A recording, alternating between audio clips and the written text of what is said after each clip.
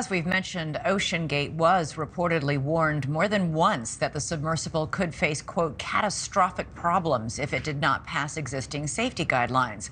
According to court documents, it was never inspected. The company's own director of operations was so worried that he urged in 2018 for more testing.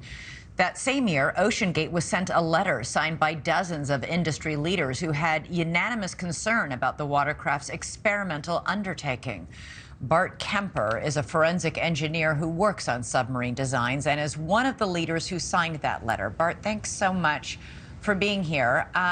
You said in this letter, one of the 38 who signed this letter, that OceanGate was misleading when it said that the Titan met or exceeded safety guidelines.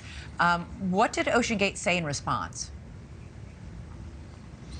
Well, to set the record straight, that letter was never actually sent. It was a draft that was formed up out of concern of the various people. I'm part of a small firm. We're independent engineers.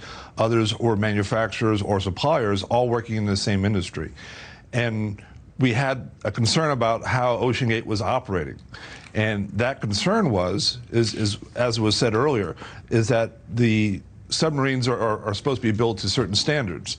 And then when they're tested and constructed, they go through what's called a classing society, which takes the place of the Coast Guard in the U.S. waters. These classing societies are if you will, the jurisdiction for vessels that go into international waters.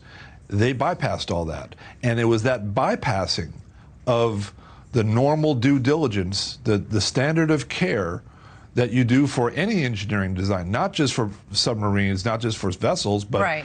But why would you write this letter? And why would you write the letter and not send it to OceanGate? The letter was done through the auspices of the Marine Technology Society. Now the thing is, that is in the large print of its name, the Technology Society.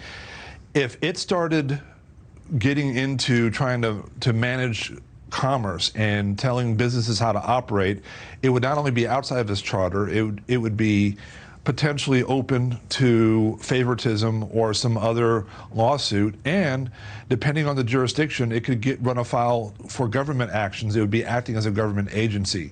So what happened instead was there was an informal meeting. The letter was still drafted. It never got to the signature phase. But what the important thing is that a number of the people who worked on that letter met with Stockton and had the conversations and what did he say in response? He did agree. Now I'm reporting what I heard from the people who were there. I was not there. But what happened was he changed a number of the things. There was more transparency about the nature of this being an experimental. He stopped saying that this meets a standard, because it was never tested to that standard. How can you say it meets or exceeds the standard if it wasn't tested at all, let alone according to the standard? So those are the things that we wanted to do at a minimum, is to change his outward-facing advertisements and how he was presenting it, so anyone who got involved would have a clearer picture of it. Part of what the waiver that was talked about earlier, that waiver became what it is now through that conversation, where it was very explicit. Right. This is an experimental. Bart, death is possible. I guess I just want, yes. You're an expert in this field. Was this submersible safe? Should it have been doing missions like this? Had it been tested?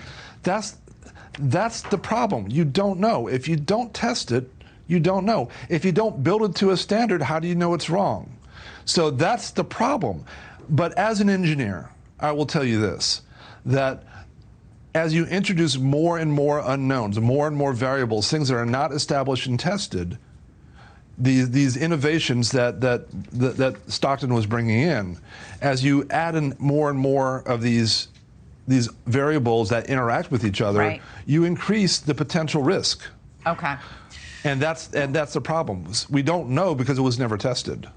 Bart Kemper, thank you so much for being here to share your insight, especially from an engineering perspective. Really appreciate it. Thank you for watching. Go to newsnationnow.com to find NewsNation on your television provider. And don't forget to click the red subscribe button below to get more of NewsNation's fact-driven, unbiased coverage.